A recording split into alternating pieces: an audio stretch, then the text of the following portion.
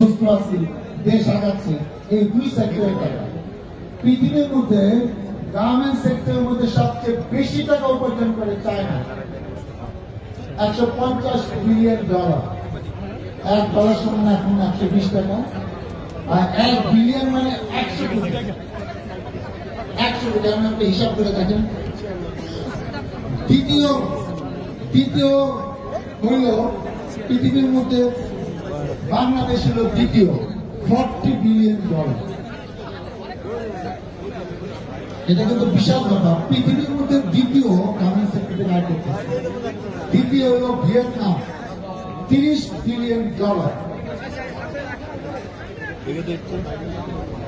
চতুর্থ হল ভারত, যে ভারতের লোক সংখ্যা এখন পৃথিবীর মধ্যে হাইয়েস্ট, চায়না তৃতীয়।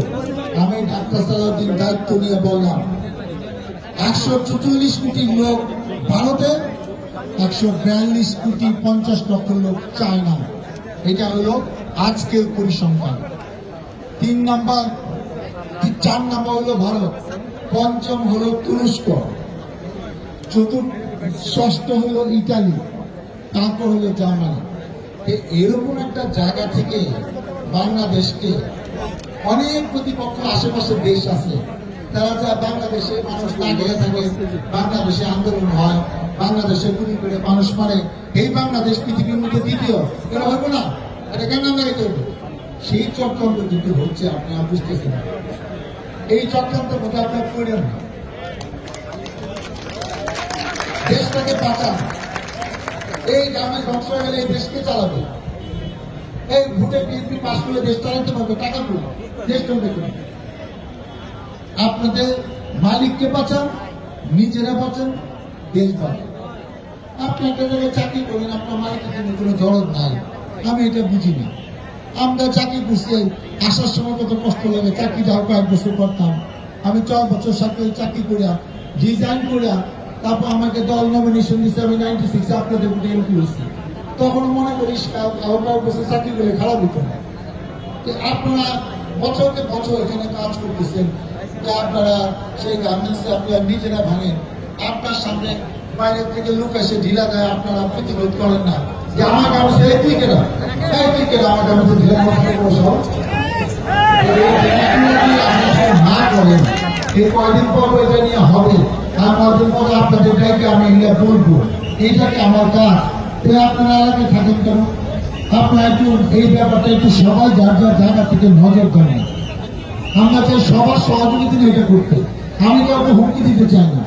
সবাই যার যার জায়গা থেকে আপনারা দায়িত্ব পালন করেন। এই গার্মেন্টস সেক্টর সবার, এদেরকে বাঁচাইলে আপনারও লাভ হবে, আপনারা লক্ষ লক্ষ টাকা ভাড়া পাবেন, দেশের টাকা হবে। মালিক টাকা করা, মালিক টাকা কি সব জিনিস হয়ে গেছে, বেশি থাকবে না।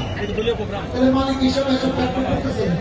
মালিকের যদি এত টাকা থাকতো, যে অনেক টাকা হয়েছে, গার্মেন্ট বন্ধ করে বেচার যাইতে যাবে, আমার লাগবে না, আমার অনেক টাকা হয়ে গেছে, আমি আর বাংলাদেশে থাকবো না। আমি কথাগুলো এই কারণে বলছি যে গার্মেন্টস দিকে বছরকে বছর অনেক চক্রান্ত হচ্ছে। আশেপাশে দেশটা, এই বাংলাদেশ গার্মেন্টস ধ্বংস হয়ে যায়, কিন্তু আল্লাহ উসিলা আপনাদের সহযোগিতা সেটা পারতেছে না, এবারও ইনশাল্লাহ পারবে না। আপনারা ঐক্যমত আছেন না যে না এখানে স্থানীয় লোকদের আগে আসতে হবে। এটা আপনাদের তো কিন্তু লাভ আছে, ভাড়াটা জমি পাচ্ছে, আজকে আপনি ভালো টাকা পাচ্ছেন, আপনি ভালো আছেন, আপনার অনেক টাকা আজকে ব্যাংকেও জমা আছে। কিসের জন্য? এই ভাড়ার টাকা দিয়ে তো। আপনি একসময় টিনের ঘর ছিল, আজকে 8 তলা 6 তলা বিল্ডিং তৈরি হয়েছে সবারই। আমরা তো এই গার্মেন্টস হয়েছে দেখি, আজকে গার্মেন্টস না থাকলে আপনি জানতো ওই পটুয়াখালী যান, বরিশাল কামেগঞ্জে যান, ওদের কি 6 তলা বাড়ি আছে? ওদের কি 8 তলা বাড়ি আছে? 8 তলা বাড়ি আছে। এইখানে বেশি, এইখানে 2 তলা 3 তলা বাড়ি সবাই, কেউ 8 তলা মাটির ঘরে থাকে না।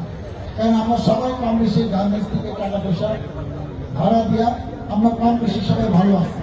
এবং এই দায়িত্বটা যদি আপনারা না নেন, আমরা তো কয়েকদিন পর মিটিং করে